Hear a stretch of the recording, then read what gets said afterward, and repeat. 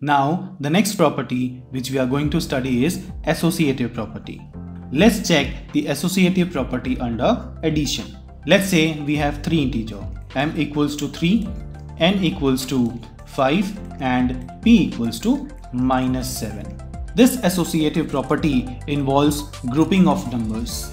Let's say if m plus n plus p is equals to m plus n plus p, then we can say that this property is closed under addition.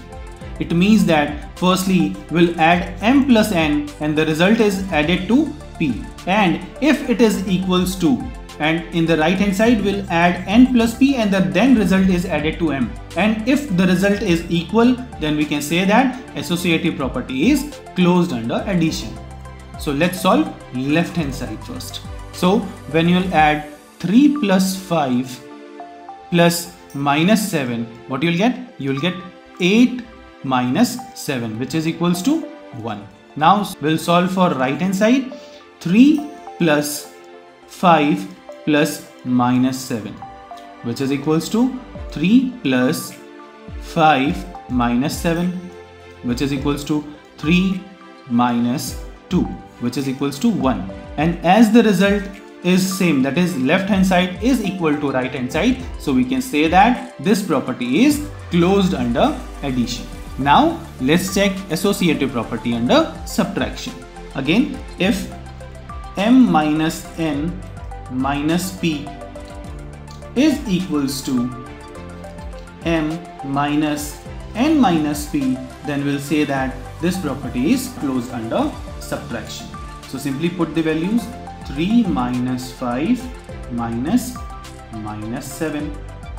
So when you solve 3 minus 5, you will get -2 plus 7. Now we'll add -2 plus 7, which is equals to 5. Now we'll solve for right hand side. Simply put the values first. So when you'll put value, you'll get 3 minus 5 minus -7. So when you'll solve this bracket, you'll get 3 minus 5 plus 7. Now when you'll solve this bracket, you'll get 3 minus 12, which is equals to -9. As the result to the right hand side and the left hand side are not equal, so we can say that m minus n minus p is not equals to m minus n minus p. So from this we can conclude that this property is not closed under subtraction. Now let's check for multiplication. In multiplication, firstly I'll multiply m and n and the result is multiplied by p. And if it is equals to m multiplied by n multiplied by p, then we can say that this property is closed under multiplication. So let's solve left hand side. So when you will solve left hand side, you will get 3 multiplied by 5 multiplied by -7, which is equals to 15 multiplied by -7, which is equals to -105. Now again we'll solve right hand side. So what you'll get? You'll get 3 multiplied by 5 multiplied by -7. You will get 3 multiplied by 5 multiplied by 7, you will get -35, which is equals to -105. So we can say that left hand side is equals to right hand side, that is m multiplied by n multiplied by p is equals to m multiplied by n multiplied by p. So from this we can conclude that this property is closed under multiplication. Now let's check it for division. So under this property, if m divided by n divided by p is equals to m divided by n divided by p, if left hand side is equals to right hand side, we'll say that this property is closed under division. So when you'll divide 3 by 5, and again if you'll divide that result by -7, it will be never equals to 3 divided by 5 divided by -7. So we can say that this property does not lie under division. Now we are going to discuss about distributive property. Firstly, let me explain distributive law of multiplication over addition. Now, let us assume that we have three integers a, b and c. So, this property can be symbolically written as a multiplied by b plus c, which is equals to a multiplied by b plus a multiplied by c.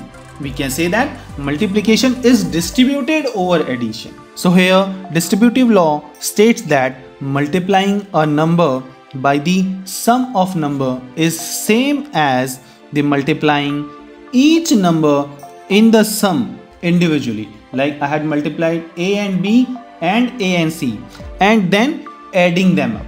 Let me explain this concept by an example. Let us assume a equals to 4, b equals to -2 and c equals to 3. When you will put the value, what you will get? You will get 4 multiplied by -2 plus 3. Firstly, we will solve left hand side. So what you will get? You will get 4 multiplied by -2 plus 3, which is equals to 4 multiplied by 1, which is equals to 4. So your final result to the left hand side is 4.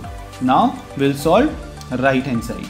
So when you will solve right hand side, you will get 4 multiplied by -2 plus 4 multiplied by 3, which is equals to -8 plus 12. Now when you solve -8 and plus 12, you will get plus 4. So the result is same. So we can say that multiplication is distributed over addition. So multiplication is distributed over addition. Similarly, we can solve distributive law of multiplication over subtraction.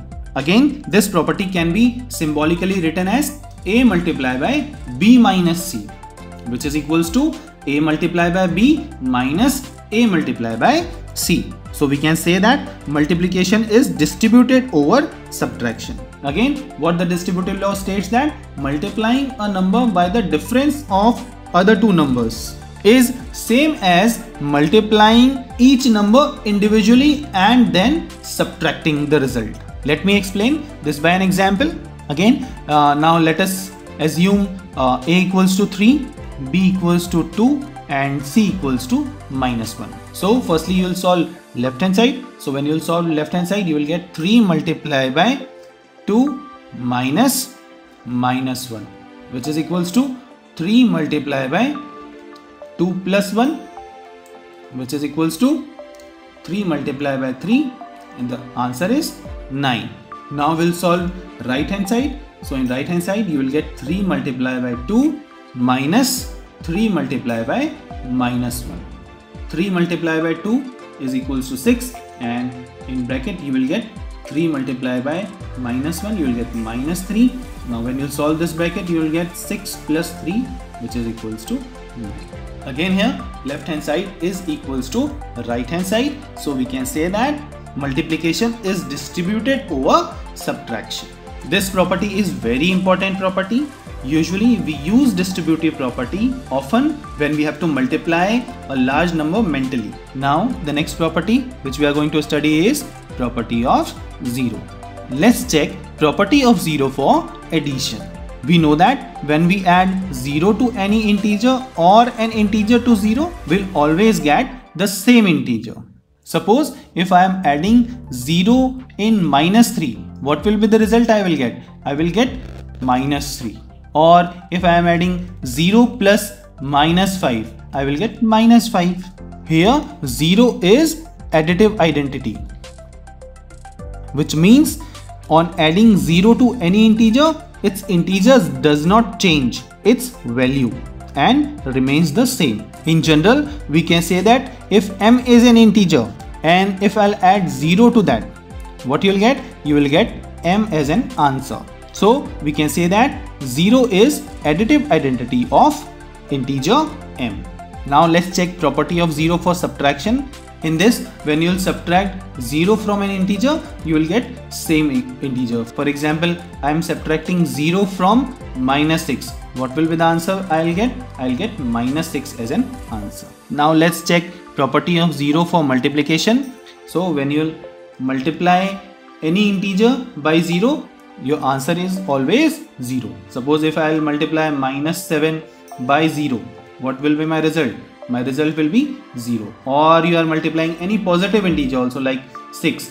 You will multiply, if you will multiply 6 by 0, what you will get? You will get 0. Now let's check property of 0 for division. So when you divide any integer by 0, this is not defined in mathematics. Although if you will divide 0 by any integer, your answer is always 0. Suppose if I will divide 0 by -2, our answer is 0. Or you can say if I will divide 0 by 6, my answer is always 0.